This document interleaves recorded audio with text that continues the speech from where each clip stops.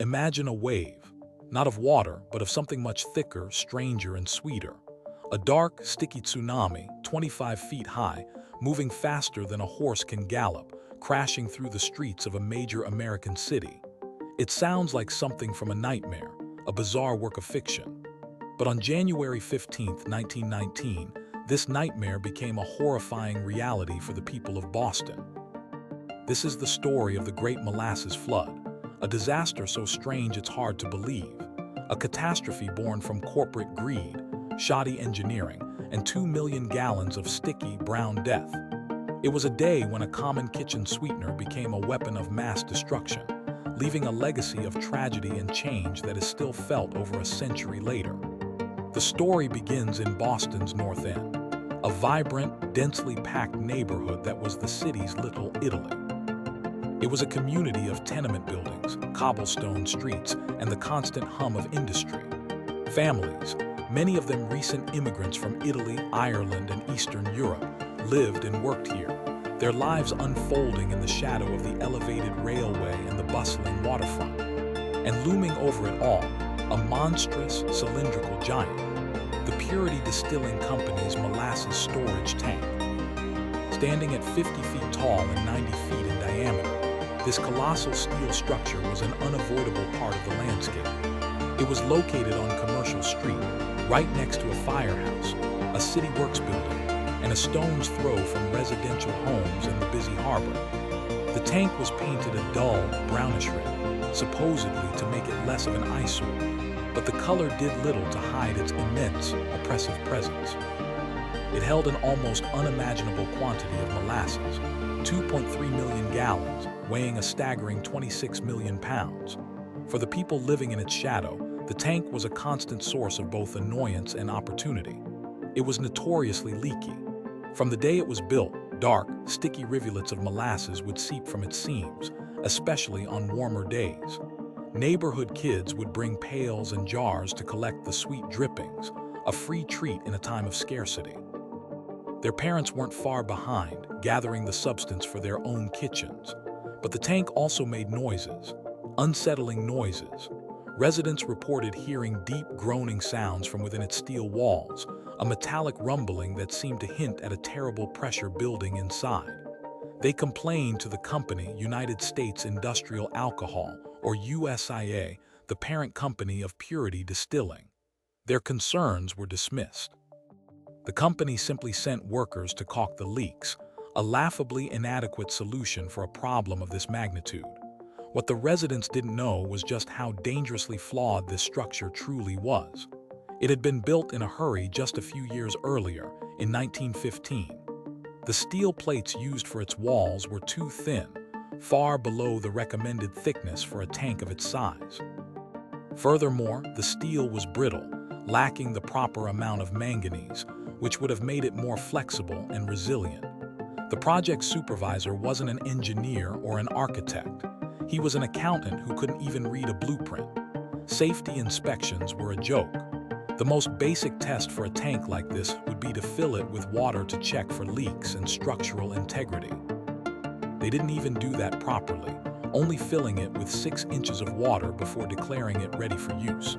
It was a disaster waiting to happen, a ticking time bomb filled with syrup. But why was there so much molasses in Boston in the first place? This wasn't just for making rum cakes and brown bread. In the early 20th century, molasses was a vital industrial commodity. It was the key ingredient in the production of ethyl alcohol, or ethanol.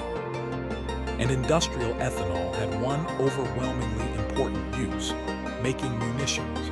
The sticky substance was fermented and distilled to create the alcohol needed to produce cordite and smokeless gunpowder, the propellants that fired the artillery shells and bullets of World War I. USIA was a massive player in this industry, supplying huge quantities of munitions to the Allied forces. Even though the war had ended just 2 months earlier, in November 1918, the demand for industrial alcohol was still sky high. And there was another, even more urgent deadline looming: prohibition. The 18th Amendment had been ratified, and the nationwide ban on the production and sale of alcohol was set to take effect in January 1920. USIA was in a race against time, trying to produce as much rum and industrial alcohol as possible before the band shut them down. So they pushed their Boston facility to its limits. A fresh, warm shipment of molasses had recently arrived from Puerto Rico and was pumped into the already straining tank, topping it off to near capacity. This introduced a critical and fatal element: temperature. The new molasses was warm, while the old molasses at the bottom of the tank was cold from the Boston winter. This created a thermal stratification that was about to have explosive consequences. The day of the disaster, January 15, 1919, started off cold, just a few degrees above zero. But an unusual warm front moved in. By midday, the temperature had soared to an unseasonably mild 40 degrees Fahrenheit. Inside the tank, this rapid temperature change was catastrophic. The cold molasses at the bottom began to warm and ferment, releasing carbon dioxide gas. This gas, combined with the expansion of the millions of gallons of liquid as it warmed, dramatically increased the pressure inside the already weakened structure. The steel walls groaned. The seams strained. The rivets which held the massive plates together were under an immense and growing stress. The residents of the North End went about their day, oblivious to the immense forces building just feet from their homes. Children played in the streets, enjoying the unexpected warmth. Workers at the Public Works Department sat down for their lunch break. Firefighters at the Engine 31 firehouse cleaned their equipment. Everything seemed normal, but at approximately 12:40 p.m., the time bomb finally went off. There was no single, thunderous boom. Instead, witnesses described a series of sharp, rapid cracks, a deafening roar like a machine gun firing as the rivets shot out of the steel plates like bullets. The ground shook violently, and then the entire structure failed. The 50-foot-tall steel tank ripped apart, unleashing its 2.3 million gallons of molasses in an instant. This was not a slow leak or a gentle ooze. This was a wave. A tidal wave of viscous, dark brown fluid, estimated to be 25 feet high at its peak, erupted outwards at a terrifying speed of 35 miles per hour. The force was biblical.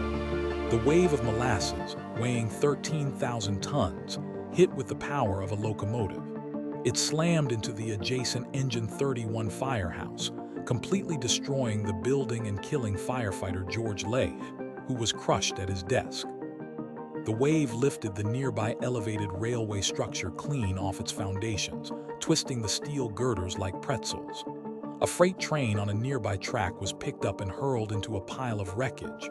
Buildings in its path were not just damaged, they were obliterated, reduced to splintered wood and rubble, their foundations swept away as if by a tsunami. People had no time to react. City worker Patty Driscoll was simply trying to ask, "What's happening?" When the wave engulfed him, sweeping him up and carrying him through the streets. A 10-year-old boy named Anthony DiStasio was walking home from school with his sisters. He saw the wave coming, a rolling, frothing brown wall. He was picked up and carried on its crest, tumbling over and over before being deposited on a rooftop, miraculously alive, but having watched his sister, Maria, get swallowed by the flood. Horses, the primary mode of transportation for goods, were caught in the deluge. They were hit with such force that they were thrown through the air, their struggles in the thick, sticky morass a horrifying sight for witnesses.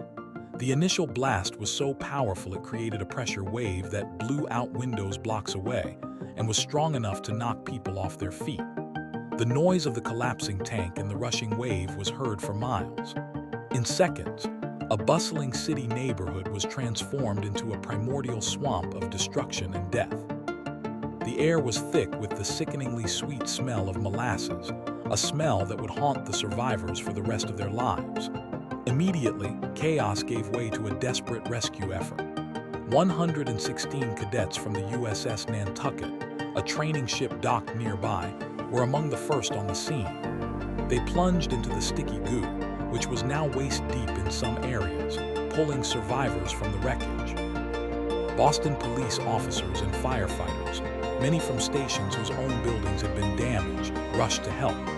Doctors and nurses set up a makeshift triage center, treating the injured who were covered head to toe in the brown the rescue was a nightmare unlike any other. The molasses wasn't like water. It was thick, viscous, and incredibly sticky. It acted like quicksand, creating a powerful suction that made it nearly impossible to pull people free. As the afternoon wore on and the temperature dropped, the molasses began to cool and thicken, hardening like cement, trapping victims and making the rescue effort even more perilous. Rescuers struggled for 4 days, wading through the treacherous, sticky landscape, searching for the living and recovering the dead. Every piece of wreckage had to be carefully checked. They used saws to cut through the hardened molasses and uncover the victims entombed within. The scene was surreal. A landscape of utter destruction, covered in a brown, candy-like coating, with the sweet smell of death hanging heavy in the air. The cleanup operation was monumental. For weeks, crews worked to remove the sticky mess. They used fire hoses to spray salt water from the harbor onto the streets, which only succeeded in washing the molasses into the water, turning Boston Harbor brown for months. They used sand to try and absorb the goo, then shoveled the congealed, sandy mess into trucks and dumped it. The entire North End was a sticky disaster zone. The hooves of horses and the wheels of carts were coated in it, spreading a thin layer of molasses across the entire city. For years, every surface seemed to have a lingering stickiness. In the end, the Great Molasses Flood claimed 21 lives and injured more than 150 people. The victims were a cross-section of the neighborhood: an 11-year-old boy, a 65-year-old woman, firefighters, laborers, a blacksmith. They were fathers, mothers, sons, and daughters, all killed in one of the most bizarre industrial accidents in history. The question on everyone's mind was, how could this have happened? USAA, the tank's owner, was quick to offer an answer. It wasn't their fault, they claimed. The tank had been sabotaged. They pointed the finger at anarchists, specifically Italian anarchists, playing on the post-war paranoia and anti-immigrant sentiment of the era's Red Scare. They argued that a bomb must have been planted to rupture the tank. It was a convenient excuse, an attempt to deflect blame from their own culpability and paint the victim's community as the villain. But the survivors and the families of the dead weren't buying it. They knew the tank had been leaking for years. They had heard the groans and felt the vibrations. They knew something was wrong. Led by a sharp local lawyer, they filed a class-action lawsuit against United States Industrial Alcohol, one of the first of its kind in Massachusetts. The legal battle that followed was epic, lasting for more than 5 years and generating over 25,000 pages of testimony. The court appointed a highly respected auditor, Colonel Hugh Ogden, to preside over the hearings. For 3 years, Ogden listened to testimony from everyone involved. He heard from 1,500 witnesses, the grief-stricken survivors who described the horror of the wave, the company officials who stuck to their ludicrous sabotage story, and most importantly, the scientific experts who were brought in to examine the evidence. The company's lawyers tried to discredit the residents' accounts of leaks, calling them unreliable and uneducated. But Ogden listened. He conducted his own meticulous investigation, even visiting the site of the wreckage and examining the twisted, fractured pieces of the tank's steel plates. The evidence against USIA was damning and irrefutable. Expert metallurgists testified that the steel used to build the tank was far too brittle for its purpose. It lacked manganese and was half as thick as it should have been. Structural engineers demonstrated that the design was fundamentally flawed and that no safety factor had been built in. The tank was built to hold its contents and nothing more. There was no margin for error, no accounting for the immense pressure that would build inside. The investigation revealed that the company had never once performed a proper safety inspection or test after its initial shoddy construction. They knew it was leaking. They knew it was groaning. Their response was not to drain the tank and fix it, but to paint it brown to hide the dark streaks of leaking molasses. It was a cover-up, a catastrophic failure of corporate responsibility driven by pure, unadulterated greed. They were in such a rush to produce alcohol before Prohibition that they gambled with the lives of the people in the North End. And they lost. In April 1925, Colonel Ogden delivered his final verdict. He found United States industrial alcohol completely and solely responsible for the disaster. He dismissed the anarchist bomb theory as pure fiction. In his report, he wrote that the tank had been improperly designed, constructed, and maintained, and that it had collapsed under its own weight and the pressure from within. The company was ordered to pay damages to the victims and their families, a sum totaling nearly $1 million at the time, which would be equivalent to tens of millions of dollars today. But the legacy of the Great Molasses Flood extends far beyond the financial settlements. The disaster became a landmark case that fundamentally changed building regulations and corporate accountability in the United States. In the wake of the flood, Massachusetts and many other states passed laws requiring architects and engineers to show their work, to file their plans with the city, and to put their professional seal on their drawings. For the first time, professionals were legally required to be responsible for the safety of their creations. Government oversight of large-scale construction projects became standard practice. No longer could a company simply throw up a massive structure without proper engineering, testing, and inspection. The tragedy forced a new era of safety standards, ensuring that a disaster born of such blatant negligence would never happen again. Today, there is little physical evidence of the flood left in Boston's North End. A small plaque marks the spot where the great tank once stood, now a quiet park with bocce ball courts. But the story lives on, a bizarre and cautionary tale passed down through generations. For decades after the disaster, residents claimed that on hot summer days, a faint, sweet smell of molasses still lingered in the air, a ghostly reminder of that terrible afternoon. The Great Molasses Flood is more than just a strange historical footnote. It is a powerful story about the human cost of unchecked corporate ambition. It's a reminder that the mundane things around us, even something as harmless as molasses, can become deadly when combined with recklessness and a disregard for human life. It is the story of a community that was shattered by a wave of sweetness and the fight for justice that rose from the sticky, tragic rubble. It proves that even the strangest of disasters can teach us the most important lessons about safety, accountability, and our shared responsibility to protect one another from preventable harm. The echoes of that rumbling, groaning tank and the terrifying roar of its collapse serve as a permanent warning from history, a warning written in a 25-foot-high wave of molasses.